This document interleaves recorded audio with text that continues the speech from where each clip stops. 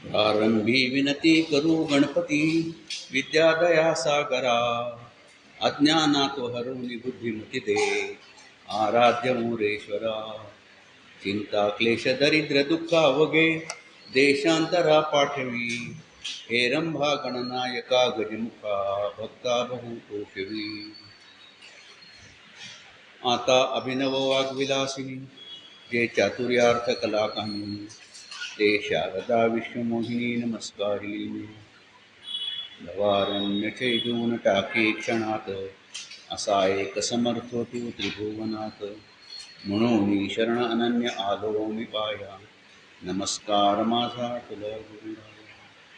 हरिओम. माऊली ज्ञानेश्वर, भक्त शिरोमणी श्री नामदेवराय, शांतीसागर श्रीनाथ महाराज, भक्तिशक्तीचा आदर्श असणारे समर्थ रामदास, जगद्वंद्य जगद्गुरू श्री संत तुकाराम महाराज, परमपूज्य गुरुमाता गुरुमाऊली श्री कलावती आई आणि पावसात सुद्धा आलेल्या तुम्हा सगळ्या संत सज्जनांना नमस्कार.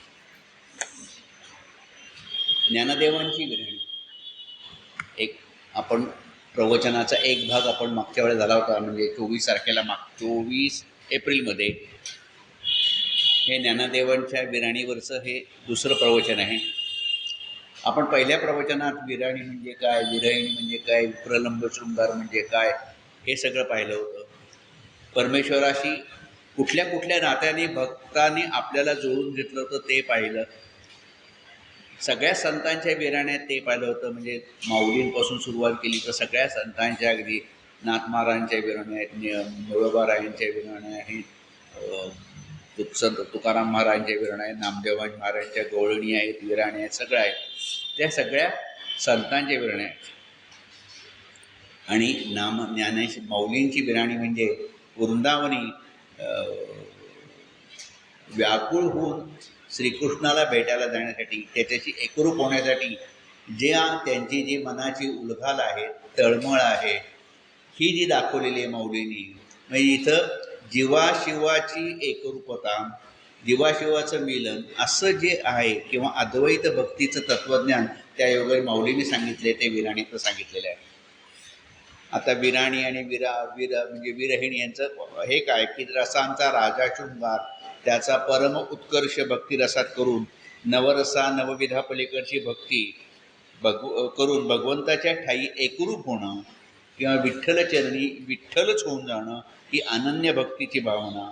म्हणजे द्वैताकडून अद्वैताकडे येणारे समर्पण भक्तीची जी ही भावना आहे, तीच विराणी आहे. तर मागच्या वेळेला हे सगळं प्रस्तावना करताना आपण फार नाही 1-2 विराण्यांचाच परामर्श घेतला, पण आज तशा आपण बऱ्यापैकी विराण्या घेऊया. पण माऊलींच्या 38 विराण्या आहेत. 38 विराण्यांचा सगळा परामर्श घेणं हे आपल्याला अनेक प्रवचन लागतील. पण कमसे कम ह्या 2 प्रवचनात, म्हणजे मागचं आणि आजचं प्रवचन म्हणून, की माऊलींची विराणी म्हणजे काय हे थोडंसं आपण त्याचा एक मसाला म्हणा, किंवा आमच्या डॉक्टरी भाषेत जे लोक सॅम्पल देतात ना, औषध व्यापारी प्रतिनिधी येतात, MR येतात, ते सॅम्पल देतात, तसा हा सॅम्पल पुढे करून मग प्रत्येकाने आपण माऊलींच्या विराण्या वाचाव्यात, माऊलींच्या विराण्यांचा अभ्यास करावा. सगळ्या संतांच्या विराण्या वाचायला सुद्धा हरकत नाही आहे.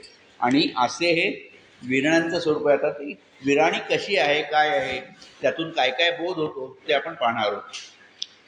तर मागच्या वेळेला साधारण 2 विराण्या झाल्या होत्या, आणि अशा एका प्रवचनात 2च विराण्या होत असतील तर 38 विराण्या सांगायला 19 प्रवचनं लागतील. पण हे आजचं प्रवचन विराण्यांवरचं म्हणजे दुसरं, आणि माझ्या दृष्टीने ह्या ठिकाणी शेवटचं असं प्रवचन.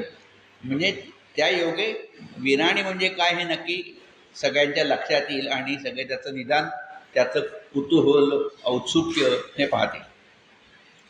तर ही वृंदावनातली विराणी म्हणते, तुझं वीण एकली रे कृष्णा न गमे राती, तुझं वीण एकली रे कृष्ण गमे कृष्णा राती, तवा तुवा नवल केले गेले वेणू घेऊनी हाती.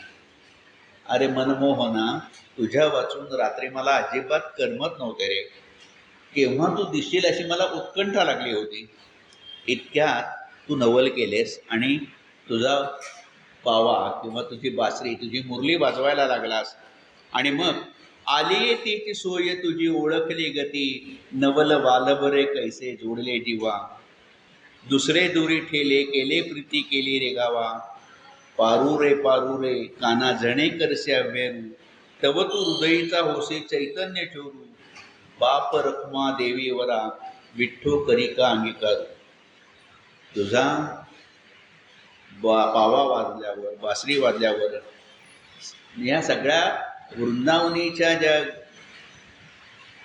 गवळणी आहेत त्या भुलून घरदार, पती, प्रपंच, मुलंबाळे, सासू सासरे सगळं सोडून यमुनेच्या काठावर धावत यायला लागल्या. अरे कान्हा, त्यांनी तुझ्या प्राप्तीचा मार्ग ओळखला. त्या सारे सोडून लौकिक प्रपंच दूर करून त्यांनी तुला तुझ्या अंतःकरणात थारा दिला. त्या कृष्णरूप होऊन गेल्या. त्या तिथं पळत पळत आल्या म्हणजे कृष्णरूप होऊन गेल्या. त्याने हृदयात वास केला. त्याने गवळणींच्या हृदयाची चोरी केली. गवळणी म्हणतात, आता देवा तू आमचा अव्यय क्षणभर सुद्धा करू नकोस. म्हणजे काना जणे करीसे अव्यय, क्षणभर सुद्धा तुमचा अव्यय करू नको, आमचा अंगीकार कर. आणि तो श्रीकृष्ण परमात्मा कसा भेटावा यावर त्या विरहिणी सख्यांना त्याच्या प्राप्तीचा उपाय सांगते. आपल्या ज्या सख्या आहेत की मला श्रीकृष्ण कसा भासला, कसा भेटला, मी त्याच्या हृदयात कसा निवास केला किंवा तो माझ्या हृदयात कसा एकरूप होऊन राहिला, तर ती आपल्या त्याच्यात त्यातलं गूढ काय आहे, कसं हे करावं म्हणून ती सांगते. मज तुरंबा का ओ जिये तिये, मज तुरंबा का ओ जिये तिये, जेणे वेगे हरी सोयरा होय. तुरंबा म्हणजे मला नटवा, मला शृंगार करा, अलंकार घालून नटून सुजून सुंदर दिसले की आपला प्रियकर आपल्या सौंदर्याला भाळून आपल्याला वश होईल, अशी ती गवळण म्हणते. मज तुरंबा का ओ जिये तिये, जेणे वेगे हरी सोयरा होय. मज लावा का ओ चंदन ऐसे परीचे, जे लावलियाची अनादी पुसून जाये हो. त्या मानसशक्ती विरहिणी ते सख्यांना सांगते, मला नटवा, मला अलंकार घाला, असे नटवा की तो माझा प्रेमिक होईल, माझा सोयरा होईल, माझ्यावर मनापासून प्रेम करणारा होईल. ती म्हणते पुढे, मज करा का व माये काही काही एके, जेणे करणे ठाके अशेष. असं करा, त्याची मला गाठ घालून द्या, म्हणजे माझं सगळं जे ह्या संसारातलं करणं आहे, या जीवनातलं करणं आहे, ते सगळं संपून जाईल. मी फक्त त्याची एकरूप होऊन जाईल. सरा कावो मज आडोनी मज पाहू द्या, आपले मुखगे माया. आमच्या आड कोणी येऊ नका. आमच्या आड, दोघांच्या आड म्हणजे त्या श्रीकृष्णाच्या आड आणि माझ्या आड कोणी येऊन देऊ नका. मग शृंगारा का वो तया जोगी, पुढती अंग समायांगी. मला असे शृंगारा की या मनापासून मी पडिये तो गोवळी, तोची तो जिव्हारी भोगी न गे माये. देह पालता वो तयासाठी, वरच देईन अवघी सृष्टी. ती काय म्हणते की त्याचं माझी एकरूपता तुम्ही मला घडून द्या. त्या गवळणीने म्हणतो, मी तुम्हाला सगळं द्यायला तयार आहे, सगळं आंदण द्यायला तयार आहे. वरच देईन अवघी सृष्टी, सारे आंदण द्यायला. याचा अर्थच असा आहे की भगवंताच्या भेटीसाठी मी संसारिक प्रापंचिक सगळी सुख मी देऊन टाकायला तयार आहे. ते नको सुख मला, काही नको, घर नको, प्रपंच नको, मुलंबाळ नको, पती नको, काही नको, असं म्हणते ती. या संसारापासून, या देहवृत्तीपासून मला दूर करा. बाप रखुमा देवी वरा विठ्ठल संभोगी, तोची तो त्यागोनी भोगी गे माये. मला चंदनाची उटी लावा, चंदनाच्या सुवासाने तो जवळ माझ्या येईल. म्हणजे हल्लीच्या काळात नाही का की प्रियकर आणि प्रेयसी दिओ लावतात, स्प्रे मारतात भरपूर असा, की जे एकमेकांना मग त्या ओढीने, त्या वासाने त्या एकमेकाजवळ येतील. पूर्वी त्याच्या काळी अशी दूरदर्शनवर जाहिरातच यायची, दूरचित्रवाणीवर, की तो स्प्रे मारलाय आणि तो मनुष्य चाललाय आणि मग त्याच्या मागे 10 बायका पळत येत आहेत. मी एकदा मुलींच्या शाळेत गेलो होतो. म्हटलं, तुम्ही अशा वेड्या आहात का की असं कोणी स्प्रे मारला? हॅ म्हणे, असं कुठे असतं का? असं म्हणजे सांगण्याचा उद्देश केम नव्हतं. जाहिरात करणारे काही करतात, पण असं असं त्यावेळेपासून ती म्हणते की मला ओटी लावा, चंदन लावा, त्या योगे तो माझा गोवळू माझा होईल. कारण तो कसा आहे, तो तारणहार आहे. त्याच्या प्राप्तीने हा जन्म मरणरूपी संसार नाहीसा होईल. मी त्याच्याशी एकरूप होईल, त्याचे स्वरूपे माझे एकरूप होईल. सख्यांनो, माझे कर्तव्य कर्म संपेल, कर्तव्य भावही उरणार नाही. परत तेच म्हणते की ती आमच्या आड कोणी येऊ नका, त्याचा सुंदर चेहरा मला पाहून द्या, मला शृंगाराने नटवून द्या, आणि असं करा की तो माझा पडियंता व्हायला हवा. पडियंता म्हणजे तो माझा आवडता व्हायला पाहिजे, आणि त्यालाही माझ्याबद्दल प्रीती वाटायला पाहिजे, ओढ लागायला हवी. म्हणजे मी त्याच्या जिव्हारी, म्हणजे त्याच्या काळजात, त्याच्या सहवासाठी, त्याच्या काळजात मी राहून जाईल, आणि त्याच्या सहवासाठी, त्याच्या भोगासाठी माझा देह पालटून टाका. आता देह पालटून टाकायचा अर्थ काय, की माझी जी संसाराकडे जी वृत्ती आहे, ती संसाराकडची वृत्ती दूर करून अध्यात्माकडे वळवा, त्या श्रीकृष्णाच्या भक्तीकडे, त्याच्या ओढीकडे वळवा. त्याच्या बदल्यात ती काहीही द्यायला तयार आहे. संतांच्या विरहिणीतून एक महत्त्वाचं असते की देवाच्या सख्यत्वासाठी जे सांगितलेले आहे की बाकी सगळ्याच गोष्टींचा तुटी झाली तरी काही हरकत नाही, की हे जे सगळे क्षणभंगूर आहे, नाचवंत आहे, अशाश्वत आहे, संसाराला महत्त्वाचं आहे, सगळं हे दूर करा. देहात्मतेला दूर करायला शिकवलेलं आहे. कारण पुढच्याच विरहीच्या अवस्थेत ती म्हणती की ज्या वस्त्राला काही किंमत नाही, असं मी वस्त्र. आता ज्या वस्त्राला किंमत नाही म्हणजे काय, कुठल्या तरी वस्त्राला काहीतरी किंमत असतेच. पण समजा एखादं अगदी साधं वस्त्र आहे, त्याच्यानंतर मग एखादं आपलं कुठलं सिल्कचं वस्त्र घेतलं, किंवा त्याच्यापेक्षा अजून कुठली पटोला घेतली, आमकं घेतली, एकमेकापेक्षा, पण त्याच्याही पेक्षा अजून बारी बारी, म्हणजे तुलना केली तर प्रत्येक वस्त्र असं त्या मानाने कमीच होतं. मग कुठल्या वस्त्राला किंमत नाही, ती बिरणी म्हणते. तर ती म्हणती, 5 धमांचा घोंगडा मी नेसेन, पुरली मोठते मी जेवीन गे बाई. 5 दमांचा घोंगडा मी नेसेन. आता याच्यात काय घोंगडा किंवा धोंगडा असं म्हणा. 5 दमांचा म्हणजे 5 पैशांचा किंवा 5 दिडक्यांचा, 5 कवड्यांचा, 5 कवड्यांची सुद्धा ज्याला किंमत नाही, असे वस्त्र. असे वस्त्र कुठलं, तर 84 लक्ष योनीतून फिरताना फिरताना जे मनोदेहाला जो वरचं देहाचं जे चर्म दिलेलं आहे, ते वस्त्र, ते पांचभौतिक शरीर म्हणजे 5 दमांचा घोंगडा. ते त्याला खरंच किंमत किती, 84 लक्ष योनीतून फिरतानाच खरं म्हणजे ते जीर्ण झालेलं असतं, मलिन झालेलं असतं. माऊलींच्या भाषेत सांगायचं म्हणजे देह तव पाचांचे झाले. पंचमहाभूतापासून हा देह बनलेला आहे. देह तव पाचांचे झाले, ते कर्माच्या गुणी म्हणते रे. आपण सगळे कर्मच करतो, आणि कर्मापासून मग तो हे सुरू होतो की संचित प्रारब्ध क्रियमाण हे सगळं सुरू होतं, म्हणजे जन्ममृत्यूचा सोहळा सुरू होतो. हे सगळे कर्मांच्या गुढी गुंतले, भवतसे चाकी सुदले जन्ममृत्यूच्या ह्याच्यात त्या कर्मामुळे ते सुरू होतं. हे काळानळाचे कुंडी, देह कसा आहे, हे काळानळाचे कुंडी, घातली लोणीया किंवा ठेवली लोणियाची उंडी. लोण्याचा गोळा एखाद्या मोठ्या विस्तवापाशी किंवा मोठ्या अग्निकुंडापाशी ठेवला, तो एका क्षणात हे होऊन जातो, त्या अग्नीत विळून जातो, विरून जातो, जळून जातो, वगैरे वगैरे. आणि मग कसं माशी पाखू पाखडे, माशी पाखू पाखडे तवर हे सरे. माशीला पंखा हलवायला सुद्धा जेवढा वेळ लागत नाही, तेवढ्या वेळात सगळं आपलं संपतं. हे बिपाई आगी पडे, चुकून जर एखाद्या अग्नीत पडलं तर ते काय होतं, भस्म होऊन उडे. जाहले श्वानावर पडे, कुठेतरी जंगलात कोणी असं मरून पडलं तर झाले श्वाना, कोल्ह्या कुत्र्यांना त्याचं हे झालं तर तरी ते विष्ठा. आणि या दोन्ही चुके काजा, तरी होय तुम्हींचा पुंजा. तर असा हा देह आहे. तो देह पंचमहाभूतांनी बनलेला आहे, वगैरे वगैरे, कर्माच्या दोऱ्याने गुंफलेला आहे, मृत्यूच्या चाकात गरगरा फिरत आहे, वगैरे वगैरे. हा असा आपला देह आहे. आणि भगवंताचा, श्रीकृष्णाचा कसा देह आहे. ज्ञानोबांचेच एक अभंग आहे कान्होबा तुझी घोंबडी चांगली. तुम्ही ऐकलं असेल, कान्होबा तुझी घोंबडी चांगली, आमास का दिली वांगली रे.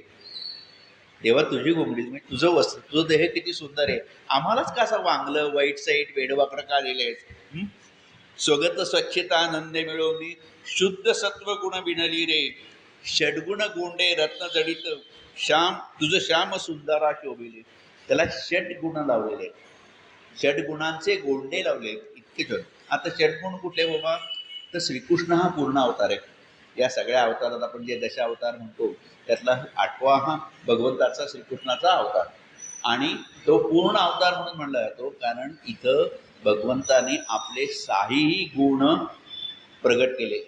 यश, श्री, औदार्य, ज्ञान, वैराग्य असे जे 6 गुण आहेत, हे 6 गुण भगवंतानी इथं प्रगट केले आहेत, म्हणून याला तो पूर्ण अवतार असे म्हणतात. म्हणून षडगुण गोंडे रत्न गणित, तुझं श्याम सुंदरा शोभले रे. आणि आमचं वस्त्र कसं आहे? काम कर्म. काम म्हणजे कोण जीवांचा जो काम असेल त्याच्यातून आम्ही निर्माण झालेलो आहे. कर्म म्हणजे जन्ममृत्यूचा फेरा आपण पाहिला. त्रिगुण म्हणजे सत्वरजतमाचे आहे त्रिगुणानी. अविद्या म्हणजे अज्ञान. काम कर्म अविद्या त्रिगुण पंचमहाभूतानी विणलेले, आमचा देह त्यांनी विणलेला आहे. त्याच्यात अजून काय काय आहे? रेत रक्त दुर्गंधी, जंतू नरकमुताने भरली रे. षड विकार षटवैरी मिळवणी, तापत्रयाने भरली रे. 9 ठाई फाटून गेली. वस्त्र 9 जणांनी 9 ठिकाणी फाटून गेलेले आहे, ती तू आम्हास दिली रे. असं वस्त्र आम्हाला दिलंय. पण एक आहे, ऋषीमुनी ध्याता मुखी नाम गाथा. ऋषीमुनी ध्याता मुखी नाम गाथा, संदेह वृत्ती नुरली रे. बाप रखुमा देवीवर त्वत्पदी वृत्ती नुरली रे. पण ऋषीमुनींच्या स्मरणाने, त्यांच्या सांगण्याने, मुखाने नामस्मरण करून चालू नसताना तुझ्या पायाशी ही वृत्ती एकरूप झालेली आहे. म्हणजे ती 5 दमांचा गोंगडा मी नेसन, उरली मोठते जेवीन. ती विरणी म्हणते की मी उरले सरलो उच्छिष्ट खाईन. भगवंताच्या हातचं किंवा त्याच्या घरी मी पडून राहीन, किंवा मला तो जे वस्त्र दिले ज्याची किंमत 5 कवड्याची सुद्धा नाही, पण त्याचं उच्छिष्ट खाईन. खरं देवाचं उच्छिष्ट किती भाग्यवान.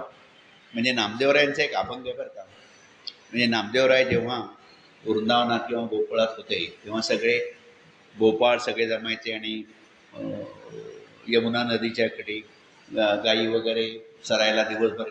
आणि मग दुपारच्या वेळेला, जेवण वेळेला, सगळ्यांचं जे कोणी कोणी काय काय आणलं असेल त्यांचा जो एकत्र करून कृष्ण त्याचा काला करायचा. तू काय आणलेस रे? मी भाकरी आणि ठेचा आणलाय आणि इकडं. तू काय आणलेस? मी भाकर आणि ताक आणले. तू काय आणलेस? मी भाकर आणि बेसन आणले. सगळ्यांचं एकत्र करायचा, काला करायचा आणि प्रत्येक गोळ्याच्या तोंडात एक एक घास घालायचा. ते श्रीकृष्णाचं उच्छिष्ट झालं. तर ते श्रीकृष्णाचं उच्छिष्ट गोडी ते गोपाळ सगळे पाहून स्वर्गातल्या देवांना मात्र ह्या गोपाळांचा हेवा वाटला की देवाच्या हातचं खाता येते, आपल्यालाही असं मिळायला पाहिजे. मग आपल्याला मिळायचं कसं? मग आपण काय करू? आपण आता हे जिथं भगवंत आपले हात धुतील तिथं जाऊ आणि हात धुतल्यावर आपण त्या जळात तिथं मासे होऊ. आणि मासे झालो की जे हाताला जे लागलेलं आहे अन्नकण किंवा जे काही उच्चिष्ट आहे ते आपण खाऊ. पण भगवंताला देवाच्या मनची कळली, म्हणून नामदेवरे अभंगात म्हणतात, एके ठाई करुणी अन्न हाते वाढी नारायण, हे पाहुनी सुरवर चित्ती करती विचार. धन्य धन्य पुण्य गवळी यांचे, आम्हा अन्न मिळे कैसे. ते देव म्हणतात आम्हा अन्न मिळे कैसे. एक असे युक्ती हात धुईल श्रीपती, एक होईल युक्ती हात धुईल श्रीपती. उच्छिष्टाचे मिसे देव जळी मासे झाले, हे कळले घन निळा. श्रीकृष्णाला कळलं की हे मासे झाले ते. श्रीकृष्णही भारीच. सांग तसे गोपाळा, चला वृंदावना जाऊ, नामा म्हणे उदक घेऊ. इथं आपण हात धुवायला नको, आपण वृंदावनात जाऊ. नदीच्या काठी, कालिंदी नदीच्या काठीवर नको, आपण वृंदावनात जाऊ, तिथं हात धुऊ. याचा अर्थ काय की त्यांना भक्तीचे कष्ट पडले नव्हते, आणि कष्ट न पडल्यामुळे नुसतंच आयतं, जगात काहीही आयतं मिळत नाही, काहीही फुकट मिळत नाही. हे राजकारणी म्हणतात तर तुम्हाला वीज फुकट देऊ, तुम्हाला आमकं फुकट देऊ. काही जगात प्रत्येक गोष्टीची किंमत मोजावीच लागते, या त्या रूपाने मोजावी लागते. अगदी लोक 2 नंबरचा पैसा जे गोळा करतात ना, त्या पैशाची सुद्धा किंमत भरावी लागते, हे लक्षात ठेवा. आणि ती नुसती साधी किंमत नाही, सव्याज दाम दुप्पट चक्रवाढ व्याजाने भरावी लागते असं असतं. काही फुकट मिळत नाही. बरं असो. तर त्या उच्छिष्टाने दासगणूंच्या भाषेत सांगायचं झालं तर काल्याचा प्रसाद मिळता लवलाही तापत्रया तो हरी हा कालानच काळसाच पापाप्रती भूरी. हा काला नाहीये, जे जगात पाप आहे त्याचा काळ आहे तो. कष्टा वाचोनी मानवा. आणि मग दासगुण म्हणजे हे म्हणतात की कष्टा वाचोनी मानवा देतो आहे. म्हणजे आता ही श्रीकृष्णाची कहाणी म्हणा, श्रीकृष्णाच्या गोष्टी म्हणा, हा सगळा श्रीकृष्णाचा काला ते उच्चिष्टच आहे. बोले दासगुण आम्हा कथी येले दासगुणचे गुरुवर्य निमराज महाराज म्हणून होते. निमराज महाराजांची कथा वेगळी आहे. दौंड रस्त्यावर श्रीगोंद्याला त्यांचे हे आहे, छानपैकी मोठं देऊळ आहे. ते निंबराज महाराज आयुष्यभर लिंबाचा पाला खाऊन राहिले, बाकी काही नाही, म्हणून ते निंबराज महाराज. फार सुरेख आणखी तर त्या ह्याच्यात त्याचा उत्साह चालत असतो. निंबराज महाराजांची समाधी आहे तिथं. काही जुने अति ह्याचे पुराणातले असे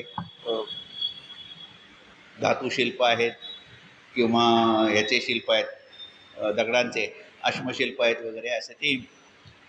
तर म्हणजे थोडक्यात सांगायचं म्हणजे की हे निमराज महाराजांबद्दल सांगितलं. पण हे सगळा काल्याचा प्रसाद जो उच्छिष्ट, तो उच्छिष्ट भगवंताच्या हातातले. आणि असंच उच्छिष्ट कोणी खाल्लं होतं माहिती आहे, आणि त्यांना देवाचं कसं झालं.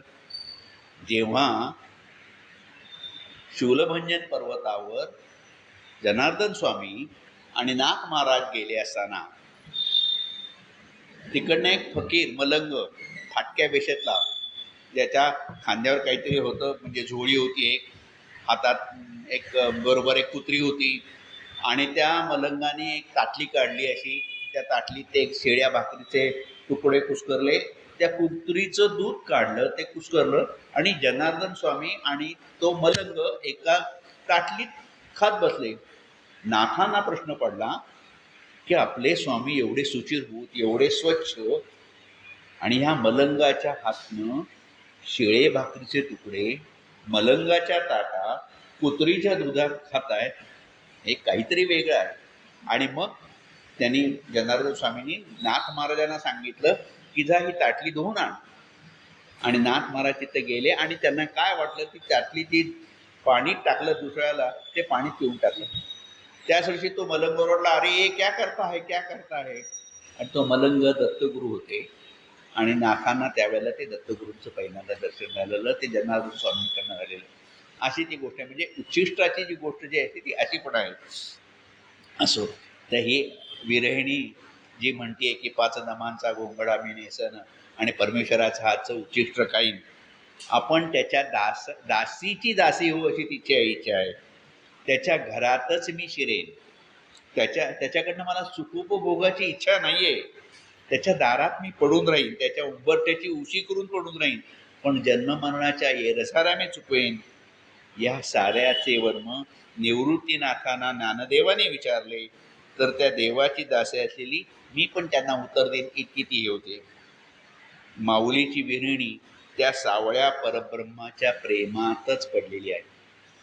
तिने मनाला अगदी राजमंदिर केले. त्या राजमंदिरात आपल्या मनाला ते मंदिर केलेलं आहे, आणि त्या मंदिरात जे घर केलेलं आहे त्याच्यासाठी ती श्रीकृष्णाचं त्या मंदिरात त्याने यावं.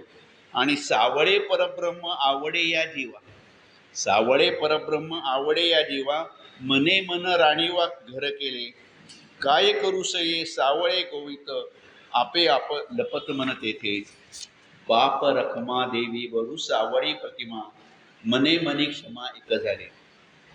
म्हणजे त्या सावळ्या तनूचे माझे वेडाला गेले, मला वाटतं माणिक मरवांच्या आवाजातली हे आहे. त्या सावळ्या रूपाचे, ते सावळ्या तनूचे वेडच लागले आहे, आणि त्या सावळ्या वर्णातच आपण एकरूप व्हावं असं तिला वाटते. त्या सावळ्याची सुख मिळण्यासाठी तिने मनाला राजमंदिर केलेलं आहे. ती म्हणती की सावळिये बुद्धी सावळिये रूपे सावळिये सुरूपे बोधियले काय करू गे माये सावळे न सोडी इंद्रिया इंद्रिये जोडी एक तत्व कैसे याचे तेज आगळे सावळे अरुवार कृष्णी कृष्ण नील सतेजपणे ज्ञानदेव म्हणे निवृत्तीचे खुणे सावळीची होणे यासी ध्याता. हे सावळे रूप डोळ्यात इतकं भरून गेलेलं आहे की इंद्रियांशी एकरूप झालेली आहेत. आपले विषय विसरून गेले आहेत, इंद्रिय आपापले विषय विसरून गेलेले आहेत आणि त्याच्या तेजाचं वर्णन काय करावं. श्रीकृष्णाच्या ठिकाणी तो सावळा वर्ण, तो नीळ वर्ण त्याला इतका शोभून दिसतो. गुरुकृपेने म्हणजे श्री निवृत्तीनाथांच्या कृपेने त्या सावळ्याचे ध्यान करता करता आपणही सावळे होऊन जाऊ, म्हणजे आपण त्याच्याशी तद्रूप होऊन जाऊ अशी ती गौड म्हणते. भगवंताच्या काळ्या सावळ्या रंगाचं सगळ्या संतांना अप्रूप आहे. म्हणजे नामदेवांचा प्रसिद्ध अभंग तुम्हाला माहीत असेल. रात्र काळी घागर काळी यमुना जळ हे काळे होमाय गुंथ काळी बिलवर काळी गळामोती एकावरी काळी होमाय. तिला सगळं काळं म्हणजे कृष्णमय दिसते. काळं म्हणजे कृष्णमय दिसते. रात्र काळी आहे, कृष्णमय झालेली आहे. यमुना नदी कृष्णमय झालेली आहे. घागर काळी आहे, म्हणजे गुंथ म्हणजे जो घुंगट आहे तो काळा झालेला आहे. बिलवर काळा आहे. यमुना जळ हे काळे. मी काळी काचोळी काळी, मी स्वतः रंगाने काळी झालेली आहे, म्हणजे त्याच्या रूपात मी इतकी नाही झाली. मी काळी काचोळी काळी कास काचली ती काळी हो माय, म्हणजे मी जे लुगडं नेसले कास काचली ती काळी हो माय. गुंथ काळी बिलवर काळी गळामोती एकावळी काळी हो माय. आता ही कृष्णरूप झालेली गवळण आहे. नामदेवांची गवळणी ही कृष्णरूप झालेली गवळण आहे. पण नामदेव नुसते असे अद्वैतवादी नुसते, ते द्वैत अद्वैतवादी होते. त्यांना कृष्णाच्या रूपाचा मोह होताच. म्हणून पुढच्या चरणात ते म्हणतात, एकली पाणी या नवजाय साजणी ग नवजाय साजणी सवे पाठवा मूर्त सावळी माय. सगुण रूपातली ती कृष्णमूर्ती माझ्याबरोबर पाठवा. म्हणजे सगुण रूपाबरोबर निर्गुण निराकाराची अनुभूती नामदेव महाराज देतात आहे. आणि ते पुढची शेवटची चरण आहे की विष्णुदास नाम्याची स्वामिनी काळी कृष्णमूर्ती बहुकाळी हो माय. इतकं गोड गोड अभंग आहे. म्हणजे इतक्या सगळ्या अभंगातून मला खूप आवडणारा अभंग आहे. माझा आवाज चांगला असेल तर मी म्हणून दाखवला असता. एवढ्या आवाजात तुम्ही शांत बसून राहिले आहे त्याबद्दल तुमचे मनापासून आभार. पण ती कृष्णाच्या वर्णाशी एकरूप झालेली आहे. मनात असं येतं की असा हा नाना एकरूप झाले तर द्वैत रूप यांनी कसा भेटणार. म्हणून तर ती सवे पाठवा मूर्त सावळी पाय, म्हणजे द्वैत अद्वैताचे निस्सीम भक्तीचं हे हा अभंग म्हणजे छान उदाहरण. त्याच्या रूपाशी आपण एकरूप झालो, देहातीत झालो आणि त्या सावळ्याने त्या कृष्णाने. आता मौलींची पुढची विराणी आहे. निरंजन वना गेलीये साजणी. मौली म्हणतात, निरंजन वना गेलीये साजणी तिथे निर्गुणे माझ्या मनी बोधी येले. कुठल्या वनात गेलेली आहे? निरंजन वना.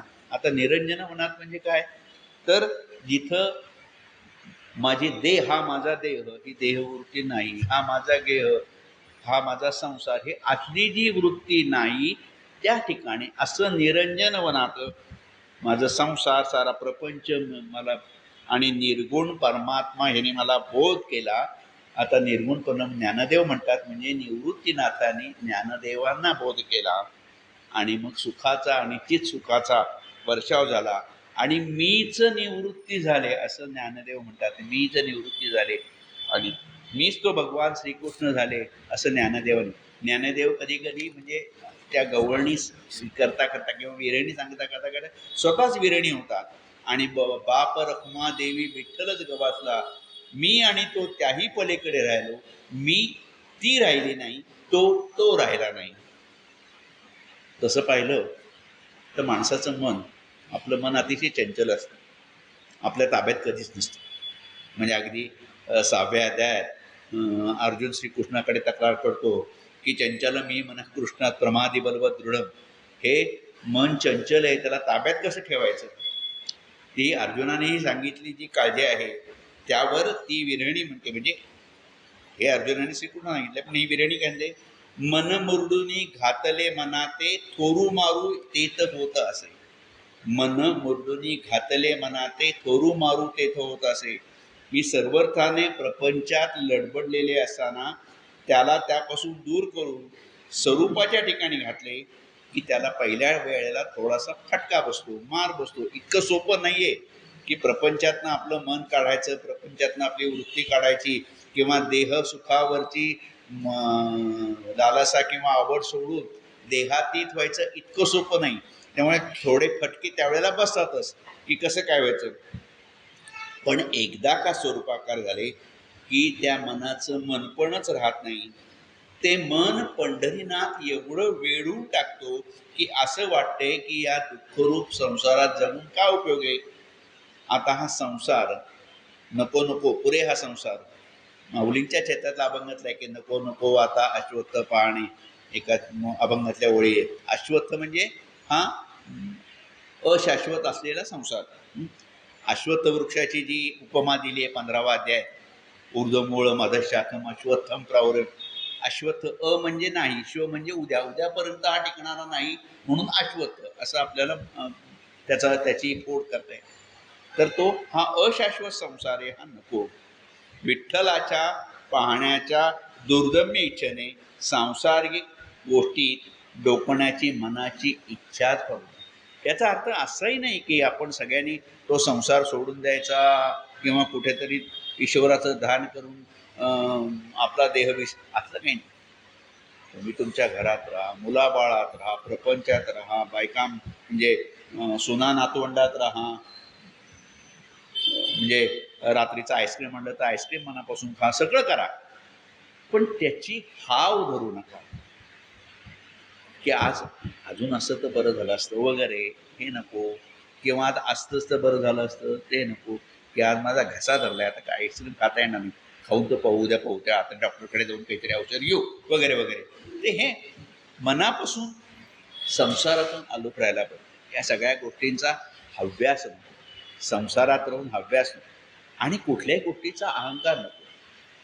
म्हणजे सुनबाईंची आई आली म्हणून तिला जरा जास्त आईस्क्रीम दिलं, मला जरा कमीच दिलं, असलाही प्रकार. जे आपल्याला मिळते ते घ्या, त्याच्यात समाधान माना. हाच संसारातून सुटण्याचा मार्ग आहे. तर नीलकांतीच्या ह्या परमेश्वराचा विरह जरा सुद्धा सहन होत नाही.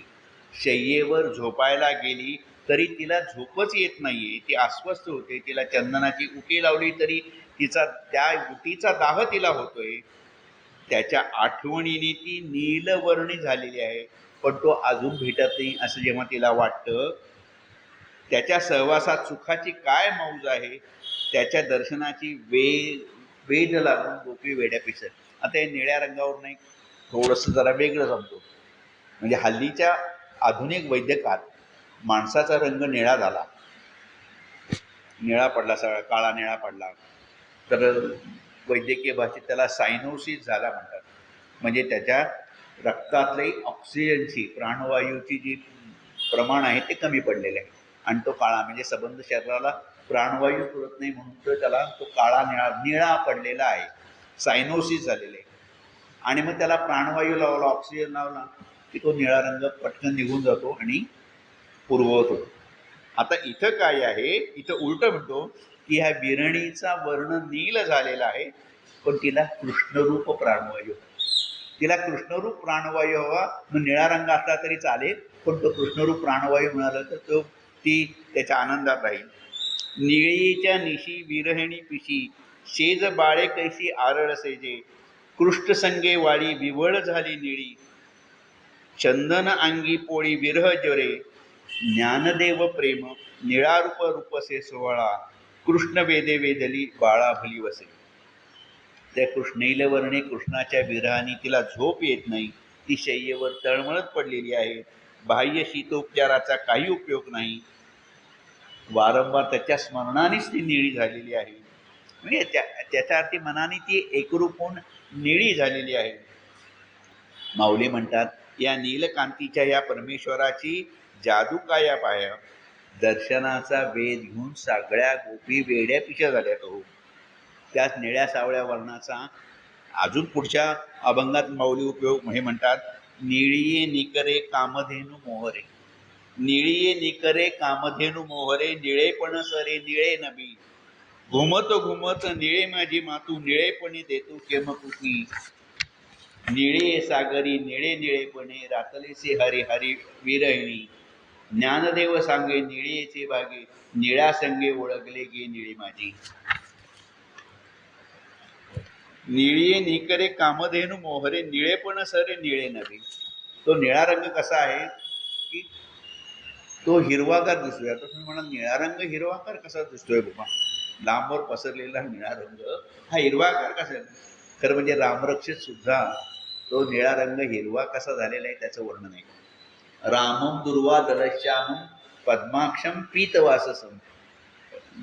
म्हणजे रामम दुर्वा दलश्यामम, श्यामम श्याम वर्णाचं होतं. म्हणजे क्षितिजावरील दिसणारा मुबलक चारा पाहून तो श्यामवर्ण. आणि कामधेनू जशी हरवून जाते हरपून जाते त्याप्रमाणे परमात्म्याच्या नामजपाने कथा ऐकण्याने गोपी आनंदित होऊन जातात. त्याचा विरह असून देखील त्याला आलिंगन देण्यासाठी प्रयत्न करतात. त्याच्या ध्यानात निळ्या सागरात क्रीडा करत असतात. इतकं त्याच्याची गोपी एकमय कृष्णमय होऊन जातात. माऊली म्हणतात, या भासमान जगतात त्याचा भास दूर करणारे परमात्मा स्वरूप दर्शनाचे दृश्य पाहून मीही तद्रूप होऊन गेलोय. कारण पुढच्या विराणी ते म्हणतात की सावळे सुंदर अशा रूपाने मी त्याला पाहते, पण तो माझ्या पोटात मावत नाही. म्हणजे माझ्या पोटात मावत नाही म्हणजे माझ्या बुद्धीला त्याचे आकलन होत नाहीये.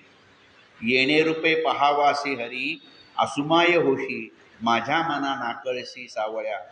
सगुणपणाची तुझ्या पडलीसे मिठी, केली जीवासाठी सावळ्या. वेधला जीव माझ्या शिकवाल काही, सगुण ठाई वेधिले. तर असा त्या निळ्या रंगात मी बाप देखो रखमा देवीवरे, माझे मी पण चोरून नेले, माझे मी पण चोरून नेलेले आहे असं ती म्हणते. श्रीकृष्णाच्या शिवाय मला दुसरं काहीही आवडत नाहीये, दुसरं काही सुचत नाही. तो सौंदर्याची खाण आहे. सगुण रूपातल्या त्याचं सौंदर्य, सगुण रूपातले त्याचे षटगुण, ह्याला म्हणजे ज्या गवळणी मोहून श्रीकृष्णापाशी गेल्या त्यांना त्या रूपातनं श्रीकृष्णाने निर्गुण निराकाराची प्रचिती दिली आणि स्वरूप दर्शन दिलं, स्वरूपमय केलं, त्यांना आत्मबोध दिला.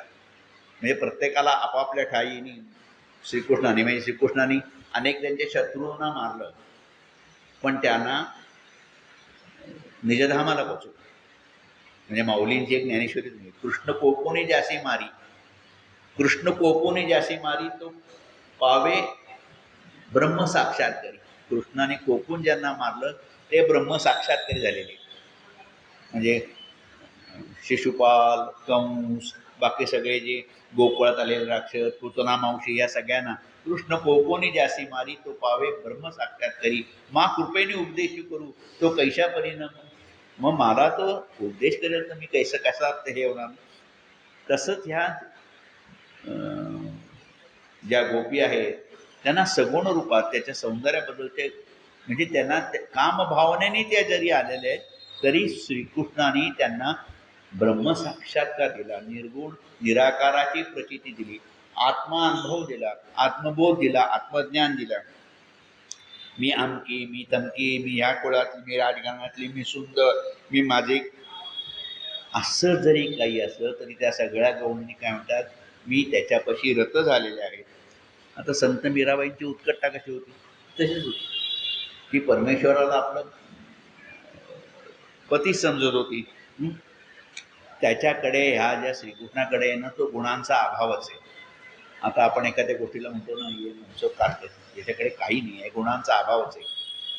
हा या गुणांचा अभाव तसा नाही आहे, हा गुणांचा म्हणजे त्रिगुणांचा अभाव. म्हणजे सत्वरज तमाचं जे काही जे गुणदोष आहे, दोष आहेत म्हणा, तर ते निर्गुण निराकार, सगुण साकार, निर्गुण निराकार असा तो अगुणमय त्याचे. म्हणून ते निर्गुण निराकाराच्या बाबतीत साक्षी भावनेने पाहिजे. सत्वातले जे गुणदोष आहेत, रजाचे आहेत, तमाचे जे आहेत, त्याच्याकडे साक्षी भावने प्रत्येकाच्या ठिकाणी त्रिगुणाने भरलेले असतो. म्हणजे मुंगीपासून इंद्रापर्यंत किंवा ब्रह्मापर्यंत माऊली म्हणतात की सगळे त्रिगुणांनी वेष्टलेले आहेत. सगळ्यांच्या ठिकाणी त्रिगुण आहे. तुमच्या आमच्या सगळ्यांच्या ठिकाणी सगुण म्हणजे सत्वगुण आहे, रजगुण आहे, तमगुण आहे. पण कुठला गुण जास्त प्रभाव टाकतो आणि आपण जसा आहार घेतो तसा आपल्यावर तो गुण टाकतो. म्हणजे हल्लीचे आहार कसे असतात, राजस तामस, चटपटी, मसालेदार, तेलकट, हा असं खाणारे असे जे आहार असतात. आणि मग माऊली म्हणतात जैसा आहार आहे जैसा घेपे आहारू तैसा धातूची होया अंतरू. जसा आहार घ्यावा तसाच धातू म्हणजे रसरक्त मांसमेध अस्थिमज्जाची पुढं हे होतात. आणि धातू ऐसा अंतरू, जसं रसरक्त मांसमेध बनतात तसं मन बनतं. धातू अंतरू ऐसा भाव पोखे असं माऊलींची ती ओवी आहे. हल्ली सगळ्या समाज पुरुषाचं जे खाणं आहे, तुम्ही संध्याकाळच्या वेळेला जा, शनिवार रविवार तर नक्कीच जा. कुठल्याही हॉटेलात तुम्हाला लगेच जाऊन जागा मिळेल असं नाही. आणि कुठल्या विशेषतः म्हणजे जिथं चटपटीत खटपटीत पटपटीत खायला मिळतं तिथं तर नुसती गर्दी अशी लाईन लागलेली असते. म्हणून समाज पुरुषाचा आचार, आहार विहार तसाच आचार वगैरे होता. म्हणजे राजस तामस म्हणजे जरा काही झालं की लगेच हामरी तुमरीवर येतात, लगेच चाकू तलवार वगैरे काढायला लागतात. म्हणजे जैसा घेपे आहार धातू तैसाची होय तसाच तो धातू होत असतो. तर हां, तर जे जे काही आहे तर ती ते आपल्या गुणावरून चाललं होतं. तर ती म्हणते की ह्या गुणाच्या बाबतीत माझे आपले जाती गुळ विसरून गेली, गुणांचा दुष्काळ पडिला देशी, निर्गुणाशी कैसी रातली बाप रखमा देवी वरे विठ्ठल असे शेजाराशी नये काय करू. आणि ती पुढे म्हणती पेंडारा दाऊनी ठोकसे. ती श्रीकृष्णाला पेंढारी लुटारू असं म्हणते. पेंढारा दाऊन ठोकसी देखिले पण केवी जाये अंगल पोसी. अरे श्रीकृष्णा, तू पेंढारी आहेस, लुटारी आहेस. अरे तू आम्हाला संसार दाखवलास आणि आमचा नाश करून तू लपून राहिल्यास. तू कुठे लपलायस हे आम्हाला माहीत आहे. तू आपले स्वरूप लपवून असतो, पण यात काही तुझे शहाणपण नाही रे. अरे श्रीकृष्णा, आम्ही एकविध भाव ठेवून आमचा संसार सोडून तुझ्यापाशी आलेलो आहोत. आम्ही एकविध जीवे तुवा केले आधात रे. आम्ही सगळा तुझ्यावर अनन्य भावाने भक्ती केली, अनन्य भावाने श्रद्धा ठेवली, अनन्य भावाने प्रेम केलं. वर्षाव उसरले या उल्हासू जाई, तैशीने होतं प्रेमळ उखरे गोवाळा. तुझ्याशिवाय आम्हाला आधारच नाही, आम्हाला असा आधार तरी ठेवू नकोस. आमचं प्रेम निर्मळ आहे. पावसाच्या पाण्यात जेव्हा रेताड जमिनीवर पाऊस पडतो तेव्हा त्याचा ओलावा लगेच संपून जातो. आमचं तसं नाही. देठी गुंफलिया फुले डळलिया आहाच तव काही न दिसे, परिघ्राण इंद्रियाच्या अंग सुखा समर्थ कोण असे रे गोवाळा. सुगंधी फुलांचा हार केला, सुगंधी फुलांचा हार केला तर तू सुगंध डोळ्यांनी दिसतो, थोडासा सुगंध डोळ्यांनी दिसत नाही, मग तो नाकाने घ्यायचा असतो.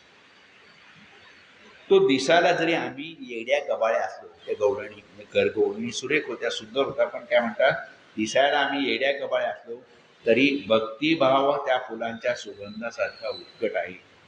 हा आमचा निर्भव भाव माहीत असल्यामुळे त्या बापदेवी रखमादेवीवराने आपले आत्मस्वरूप आम्हाला देण्याचं केलेले आहे. तेव्हापासून त्याने निर्गुण रूपाने लपणे सोडून तो करकटीवर ठेवून इथं विठ्ठल स्वरूपात उभा आहे असं त्या गौरी. कधी कधी असं होतं त्या विरहिणी वाट पाहत आहेत, अजून श्रीकृष्ण लवकर येत नाही. त्यांच्या विरहाच्या त्यांची तळमळ तळमळ तळमळ सुरू होते. आणि मग ती विरहिणी शयन मंदिरात तिकडे या उशाची त्या उशी त्या उशाची अशी हे होते. वाऱ्याची मंद झुळूक येते आणि असे वाटते ही वाऱ्याची झुळूक नाही, हा माझा गोपाळच जणू काय आलेला आहे. आणि मग ती तो अभंग असा आहे, हा सगळ्यांना माहीत आहे. अवचिता परिमळू झुळकला आळूमाळू, अवचिता परिमळू झुळकला आळूमाळू. अवचित असा किती शब्द कसे हळुवार आहेत बघा. अवचिता परिमळू झुळुकला अळूमाळू. अळूमाळू म्हणजे अगदी हलक्या ह्याने आलेला आहे. मी म्हणे गोपाळू आलो ग माये. मी गोपाळू आलो रे, मी गोपाळ आलो आहे. चाचरती चाचरती बाहेरी निघाले, ठकची मी ठेले काय. हलकासा मंद वारा आला, सुगंध आला, म्हणून धडपडत चाचरत चाचरत बाहेर आले, म्हणून धडपडत धडपडत बाहेर आले. आणि अगदी फसल्यासारखं झालं ग बाई. माझ्या विरहाच्या दाहा उपचार करताना तो आला असं वाटलं. त्याने माझा दाह जास्तच वाढलाय. काही करा आणि मला तो सारंगधर भेटवा. मज करा का उपचारू, अधिक ताप भरू सखी, सारंग धरू भेटवा की. ती पुढे म्हणतो, म्हणजे हे खरं कोणातरी आपल्यापैकी कोणीतरी असं बरोबर मी वाचताना ते म्हणलं असतं तर फार सुरू झालं असतं. तो सावळा सुंदरू, तो सावळा सुंदरू कासे पितांबरू, लावण्य मनोहरू देखी येला. भरले या दृष्टी जवळ डोळा न्याहाळी, तव कोठे मनवाळी गेला हो माय. बोधून ठेले मन तव आले आन, सोपून घेतले प्राण माझे गे माये. बाप रखुमा देवी वरू विठ्ठल सुखाचा, तेणे काया मने वाचा वेधियले. त्याचे वर्णन काय करावे. तो सावळ्या वर्णेचा, कमरेला पितांबर असलेला, लावण्यवान, मनमोहक अशा श्रीकृष्णाला निरखून पाहत होतो. तो अचानक कुठे निघून गेला तो कळालंच नाही. त्याने माझी काया शरीर स्वरूपाच्या ठिकाणी मांडून ठेवल्यामुळे माझ्या कंठ प्राणांना शोच पडलाय असं ती म्हणते. ती विरेणी आपल्याला सावळा भेटेल, त्याच्या स्वरूपात मी एकरूप होऊन जाईल असे तिला शुभचकून होत आहे. म्हणजे आता तर तिला वाटते की अवचिता परिमळ झुळकला अळूमाळू असं तिला वाटते. पण आपल्याला काहीतरी शुभशकून होतात ना, की डोळ्याची पापणी लावते बाबा, डाव्या डोळ्याची पापणी लावली म्हणजे असं म्हणतात की उजव्या डोळ्याची पुरुषांची लावली तर त्यांना काहीतरी शुभशकून, बायकांच्या बाबतीत डाव्या डोळ्याची लावली तर ते पापणी लावण्याचं आपलं काहीतरी कारण. मग काहीतरी काय सोनं लावा, मग बायका हट्ट करतात की मग ही पापणीसारखी लावते, आता ह्या वेळेला काहीतरी या दिवाळीत मोठं सोनं, मोठे काहीतरी चेनबिन करा असं, किंवा चांगली अंगठी करा, किंवा कुठल्या तरी पातल्या बिलवर करा वगैरे वगैरे. पण काही काही संकेत असे की कावळा दाराशी बसून ओरडला, किंवा घर आहे, घराच्या शेजारी झाडे, झाडात बसून कावळा काव काव काव काव करायला, तर आपण म्हणतो की कोणतरी पाहुणे येणार बरं आपल्याकडे, कोणतरी पाहुणे. म्हणजे कावळा दाराशी किंवा दाराबाहेरच्या झाडावर बसून कावकाव करायला लागला की कावळा पाहुणे येणार. तर म्हणजे ह्या संकेतावर पु ल देशपांडेंनी एक चांगला विनोद केला होता की मुंबईत जर असे कावळा कोकायला लागला आणि पाहुणे येणार असं जर झालं तर मुंबईकर सगळे कावळ्यांना मारून टाकतील. एवढ्या गडबडीत, एवढ्या गर्दीत आणि या दोन खोल्याच्या ह्याच्यात कशाला पाहुणा पाहिजे असो. तर तो संकेत की कावळा कोकू लागला, कावळा कावकाव करायला लागला की कोणतरी पाहुणे येणार आहे. आता कोण पाहुणे येणार आहे ती गवळण म्हणते. आणि हा या अभंग आपल्याला सगळ्यांना खूप परिचयाचा आहे आणि आपल्याला खूप आवडणार आहे. पहिलं तो हे काऊ कोकत आहे, शकून गे माये सांगत आहे. पहिलं तीरावर काऊ कोकतोय, शकून गे माये सांगत. आता पहिलं तीर म्हणजे कुठला, तर आपण ज्या संसारात राहतो हा प्रवृत्तीचा अलीकडचा तीर, आणि पलीकडचा पहिलं तीर म्हणजे निवृत्तीचा पळ. ज्ञानेश्वरीच्या 8व्या अध्यायात माऊलींनी जे माया नदीचं वर्णन केलेलं आहे, त्या माऊलींनी माया नदीचे वर्णन जो ब्रह्मकड्यातून जी माया नदी उगम पावते ती दोन्ही थडींना, दोन्ही काठांना. कुठलं तड, ते एक प्रवृत्तीचा काठ, एक निवृत्तीचा काठ, त्याच्यावर उसळी मारून ती बाहेर येते असं त्यांनी सांगितलेलं आहे माया नदीचं वर्णन. तसं हा पहिलं तोगे काऊ कोकत आहे, शकून गे माये.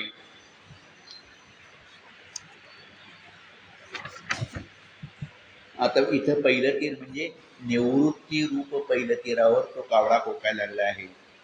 आणि घराच्या पलीकडे म्हणजे संसाराच्या पलीकडे तो कोण पावणार आहे, तो माझा सावळा घननीळ येणार आहे.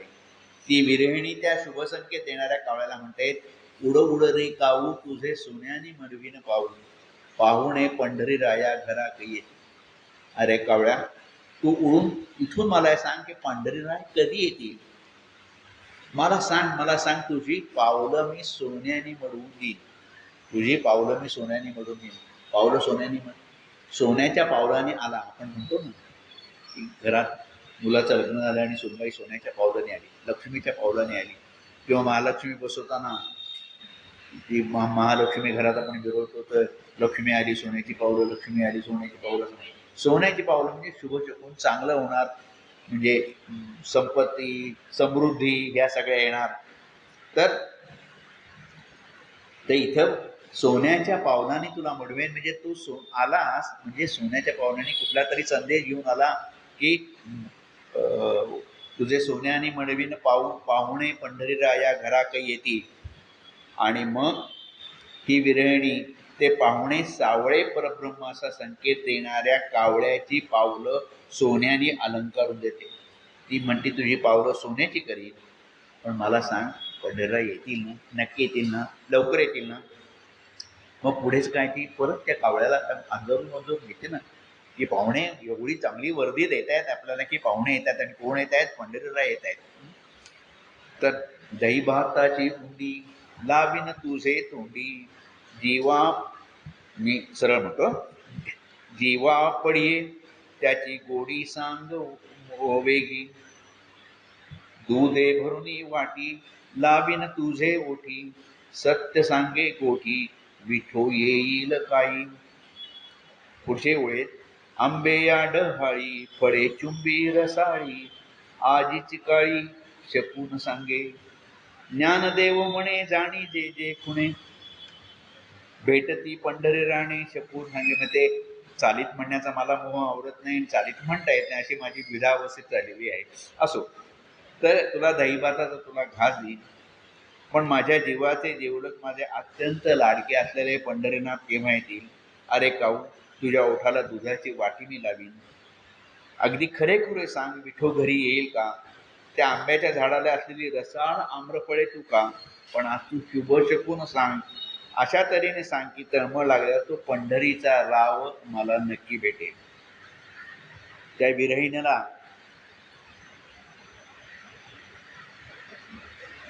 बापरे पाहिलं ना, त्या विरहिणीला शकून होत आहे तो आज नक्की येणार. आजी शुभ लोचनो हरिके सांगते शकून स्वप्न देखिले सुंदरे, अलंकार लेववा चंदन चर्चावा. काय अशी ती विरहिणी आणि तो पंढरीराव इथं आलेला आहे. मग त्याला मलाही शृंगार करा, अलंकार करा, हे म्हणजे प्रत्येक अभंगापासून त्यांनी घेतलेलं आहे. गुढिया उभारा पंढरीराव येणार आहेत, मखरे शृंगारा, भेटी होईल आळंगी स्पूर्ण आले बाई. अंगीची चोळी तटतटायला लागलेली आहे. म्हणजे माऊलींनी अगदी कालिदासाच्या वर उपमा दिलेली आहे. आपण कालिदासांना जगातला आद्य कवी आणि त्याच्यासारखा कविराज झाला नाही, मग माऊलींनी त्याच्यावर वरचाणी केली. म्हणजे कालिदासांच्या बाबतीत म्हटलं जातं की पुरा कवीनाम गणना प्रसंगे कनिष्ठिता अधिष्ठित कालिदासा. कवींची गणनाच करायला सुरुवात केली होती. मग कोण कोण कवी झालेत बाबा. पहिला कोण, कालिदास. पुरा कवीनाम गणना प्रसंगे कनिष्ठिका, या कनिष्ठिकेवर अधिष्ठिता कालिदासा, कालिदास इथे बघता. अद्याप तत्तुल्य कवे अभावात, आतापर्यंत त्याच्या तुलनेने कुठलाच कवी भेटला नाही. म्हणून अनामिका सार्थवती बघू, ही अनामिका आहे. मग कुठलं नावच नाही इथं, म्हणून ती अनामिका सार्थ झालेली आहे. ते कालिदासाच्या वर इथं माऊलींनी हे सांगितलेलं आहे की अंगातली कातोळी तटतटायला लागली, अलंकार आलिंगन देण्यासाठी माझे भाऊ स्फुरत आहेत, पण त्यांनी यायला एवढा वेळ का लावलेला आहे, वगैरे वगैरे. त्याला शोधू, पाहू, ढुंडाळू असं सगळं सांगितलंय. माऊलींच्या विराण्या अजून खूप आहेत, पण ह्याच्यातला सगळा अर्थ की ती जी साधक भक्त आहे ती उतावीळ झालेली आहे त्या परमेश्वराला भेटायला, त्या पंढरीरायाला भेटायला, त्याच्याशी एकरूप व्हायला. खरं म्हणजे प्रत्यक्ष वृंदावनात जेव्हा श्रीकृष्ण पौर्णिमेचा चंद्र दिसायला लागला की वेणू वाजवतो आणि सगळ्या गवळणी, सगळ्या संसार टाकून घरदार, मुलं बाळ, म्हणजे नामदेवांचा तो अभंग आहे, आपण पहिल्यांदा पाहिला होता की सगळे ज्या श्रीकृष्णाला भेटायला हे करायला लागल्या की लोपाला आदित्य चढे चंद्रप्रभा वृंदावनी शोभा सुशोभित, तो देवुडा पाहुली उभा तिथं. आणि ऐकताची नाद गोकुळच्या नारी, पहावया हरी निघताची. मग भ्रतार चेदेचे, नवरा शेजारी झोपलाय त्याला टाकून, घरात पंगत वाढतायत त्याही टाकून. स्तन देता बाळे टाकली भूमीसी, मोकळ्या केशे निघताती. नामा म्हणे ऐशा गेल्या देवापाशी, आनंद मानसी न समाये. अशा त्या गवळणी निघल्या. म्हणजे त्या फक्त आपल्या प्रत्यक्षात सुखासाठी गेल्या होत्या, अगदी देहसुखासाठी म्हणल्या तरी चालतील. आणि जेव्हा प्रत्येक गोपीबरोबर एक एक श्रीकृष्ण, एक कृष्ण एक गोपी असा तो, म्हणजे प्रत्येक गोपीला वाटत होतं की श्रीकृष्ण माझ्याबरोबर आहे, श्रीकृष्ण माझ्याबरोबर आहे. आणि प्रत्येकीला अहंकार झाला की मी श्रीकृष्ण भोगला असा प्रत्येक. आणि त्या क्षणी जो श्रीकृष्ण नाहीचा झाला, म्हणजे अदृश्य झाला. आणि मग त्या पश्चाताप पाहायला लागल्या की आपण एवढा अहंकार का केला. म्हणजे जरासुद्धा देवाला अहंकार खपत नाही. पण त्या निमित्ताने श्रीकृष्णाने त्यांच्या रूपाने त्यांना आत्मबोध केला, म्हणजे त्या रूपाने त्यांना दिलेलं आहे. आणि पुढे पुढे ह्या सगळ्या ह्या गवळणी छान आहेत. प्रत्यक्ष तुम्ही याच्यात अगदी स्वतंत्र पुस्तक मिळतं. म्हणजे ह्या सगळ्या तुकाराम महाराजांची विरणी, ज्ञानेश्वरांची विरणी म्हणून एक पुस्तक आहे. तुकाराम महाराजांची विरणी तुम्हाला सांगितलं की एक अगदी स्वतंत्र विचार आहे. आणि तुकाराम महाराजांची विरणी अगदी म्हणजे हा कथा असा हळुवार शब्दांचा आहे. तुकाराम महाराजांची विरणी ठणठणीत आहे. ती म्हणजे अगदी वाळवत मज जन म्हणतो शिंदळी, परी हा वनमाळीनं हे करणं. म्हणजे मला लोक शिंदळी म्हणू द्या, पण मी हा वनमाळी सोडणार नाही, असं ठणठणीत म्हणते. मग ती विरह नाही, तो विप्रलंब शृंगार आहे. ती परपुरुषाच्या नादी लागली. परपुरुष म्हणजे तो परपुरुष नाही, परमपुरुष आहे. तर तुकाराम महाराजांच्या 25 विरहाण्या आहेत. अगदी तुकाराम महाराजांनी इतकं ठोकपणे सांगितलंय की आमच्या अंगसंगाने जी भीती असते की कोणाच्या अंगसंगाने काय होतं की गर्भ राहील अशी भीती असते, इतकं तुकाराम महाराज परखट रोखठोकपणे सांगतात की गर्भ संभव होण्याची भीती पण आमच्या याने होणार नाही, कारण आम्ही आत्मज्ञान रूपी बोधामृत घेतलेले आहे, ते औषध घेतले आहे, त्यामुळे आम्हाला गर्भ राहणार नाही. आता गर्भ राहणार नाही म्हणजे तुकाराम महाराजांचा सांगण्याचा उद्देश जन्ममृत्यूचा फेरा आमच्या मागे लागणार नाही. पण तुकाराम महाराजांची विरहणी अशी ठोक. आणि माऊलींची विरहणी कशी की नाजूक हळुवार भावांनी सगळी विणली गेलेली आहे. पण प्रत्येकाचे विरहणीचं वैशिष्ट्य आहे आणि सुंदर आहे. आणि शेवटच्या ह्याच्यात की म्हणजे ते कृष्णरूप होऊन गेलेली आहे विरहणी. आणि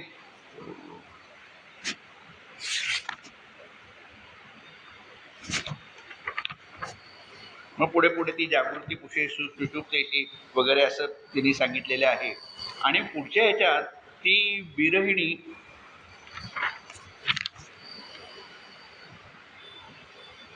म्हणजे अगदी थोडक्यात सांगायचं म्हणजे शेवटचं सांगतो की ज्ञानदेव हे खरे नाथपंथी आहे.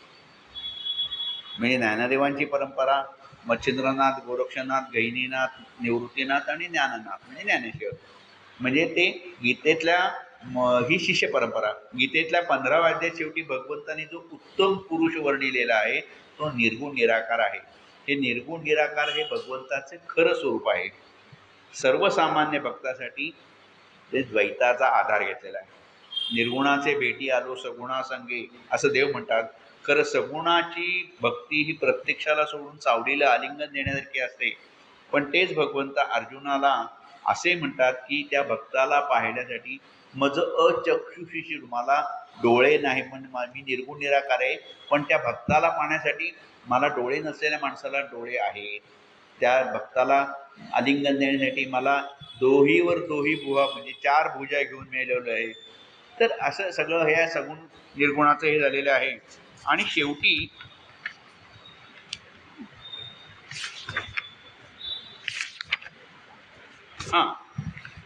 ह्याच्या सगळ्या शेवटी ह्या विरहिणी म्हणजे शेवटचं सांगतो आणि थांबवते मी इथं की ही विरहिणी बाप रखमादेवी म्हणजे इथं श्रीकृष्णाचाही उल्लेख आहे आणि विठोबा रखमाईचा उल्लेख आहे. तर विठोबा रखमाईला ते आपलं माहेर पण देते ही विरहिणी. हो, आईबाप म्हणते. म्हणजे इथं ही गवळण नाही, हे इथं माऊली हीच विरहिणी. हा संसार म्हणजे सासर आहे. माझी बाप आई विठ्ठल रखुमाई आहे. माहेरे नुसते माहेर नाही, हे निजाचे माहेरे. माय बापे आमची विठ्ठलबा रखुमाई निजाची. याची ये गावीचा कोणी येतो न्यावया. माझा विसावा हा माहेर व पंढरपूर. ऐशी वाट पाहत असे जरू. ये सासुरा आमची बहु वाहरू. काम क्रोध मद मत्सरू मज आठवती दिरू. मला माहेरे न्यायला कोणतरी या ती म्हणतीये. माझा बाप पंढरीनाथ आहे, माझी आई रुक्मिणी आहे, रुक्माई आई आहे. माझे माहेर पंढरपूर आहे. मला ते विसाव्याचं ठिकाण आहे.